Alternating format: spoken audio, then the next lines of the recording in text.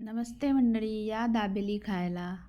तर आज आपण दाबेली बनवणार आहोत घरच्या घरी अगदी सोप्या पद्धतीने. तर याच्यासाठी आपण गॅसवर कढई ठेवायची आहे, तेल टाकायचं आहे आणि आपण बाहेरून कच्ची दाबेलीचा मसाला आणलेला होता, तो मसाला त्या तेलात टाकायचा आहे. चांगला मिक्स करून घ्यायचा आहे. इकडे मी बटाटे उकडून मॅश करून घेतलेले होते आणि ते आपल्याला त्या मसाल्यामध्ये टाकायचे आहे आणि मस्तपैकी त्या मसाल्यामध्ये चांगले परतवून घ्यायचे आहे. तर घरच्या घरी अशी दाबेली नक्की करून बघा, खूप छान लागते. आपले लहान मुलं पोटभर खातात आणि खूप आवडीने खातात. बाहेरच्यापेक्षा खूप टेस्टी आणि खूप मस्त होते. तर ही दाबेलीची रेसिपी जर आवडली असेल तर नक्की लाईक, शेअर, सबस्क्राईब करायला विसरू नका फ्रेंड्स. तर आता आपण बटाटा पूर्ण मिक्स करून घेणार आहोत. बटाटा चांगला मिक्स करून घेतल्यानंतर त्याला थंडा करायचा आहे आणि याच्यामध्ये बाहेर जे घालतात तेच आपण घालणार आहोत घरच्या घरी. तर इकडे मी शेंगदाणे घातलेले आहे. नंतर आपण डाळिंबचे दाणे घालणार आहोत. बारीक चिरून कोथिंबीर घालायची आहे आणि ज्याला कांदे आवडतात ते कांदेसुद्धा घालू शकतात.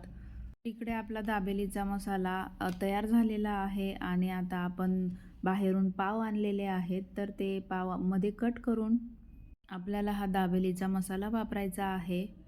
तर याच्यासाठी मी चिंचेची चटणी आणि हिरवी चटणी पण केलेली आहे. तर ती सगळ्यांनाच येते, त्याच्यामुळे मी त्याचा व्हिडिओ काही घेतलेला नाही आहे. तरी पण चिंचेची चटणी आणि हिरवी चटणी कशी बनवतात हे मी सांगणारच आहे. चिंचेच्या चटणीसाठी आपल्याला चिंच भिजवून द्यायची आहे.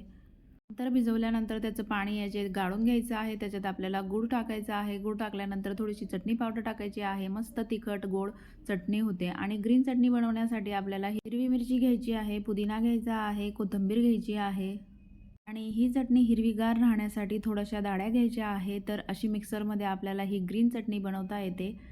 तर आता पाव घ्यायचा आहे. पावच्या एका साईडला चिंचेचं चटणी लावायची आहे आणि दुसऱ्या साईडला हिरवी चटणी लावायची आहे. तर आता आपण तो दाबेलीचा मसाला केला होता तो त्याच्यामध्ये भरायचा आहे आणि थोडेसे शेंगदाणे, कांदे असं टाकायचं आहे आणि पाव बंद करून आपल्याला मस्तपैकी तुपामध्ये शेकून घ्यायचं आहे. म्हणजे थोडंसं असं कुरकुरीत क्रंची करायचं आहे. तर अशी आपली दाबेली तयार झाली आहे. तर दाबेलीची रेसिपी आवडली असेल तर लाईक, शेअर, सबस्क्राईब करायला विसरू नका आणि अशाच छान छान रेसिपी बघण्यासाठी माझ्या चॅनलला सबस्क्राईब करायला विसरू नका. Bye friends.